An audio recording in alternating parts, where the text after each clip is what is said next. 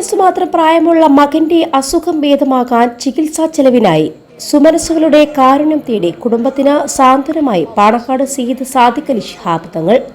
തമിഴ്നാട് നീലഗിരി ജില്ലയിലെ ഗൂഡല്ലൂർ ഫസ്മയിൽ താമസിക്കുന്ന വാലന്റീന മാസിഡോ എന്ന വിധവയായ സ്ത്രീയുടെ മകൻ ക്രിസ് ഇവാൻഡറിന്റെ ഹൃദയവാൾവിലെ തകരാറ് പരിഹരിക്കാനുള്ള ശസ്ത്രക്രിയക്കാണ് തങ്ങളുടെ ഇടപെടൽ തണലായത്.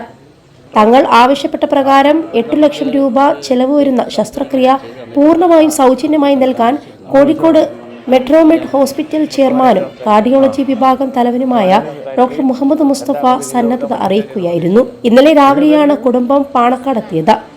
മുസ്ലിം ലീഗ് ദേശീയ ജനറൽ സെക്രട്ടറി പി കെ കുഞ്ഞാലിക്കുട്ടിയും ഈ സമയം പാണക്കാടുണ്ടായിരുന്നു. കുടുംബത്തിന്റെ നിസ്സഹായാവസ്ഥ മനസ്സിലാക്കിയ നേതാക്കൾ ഹോസ്പിറ്റൽ അധികൃതരുമായി ബന്ധപ്പെടുകയായിരുന്നു. ഇതേ തുടർന്നാണ് ആശ്വാസ നടപടിയുണ്ടായത്.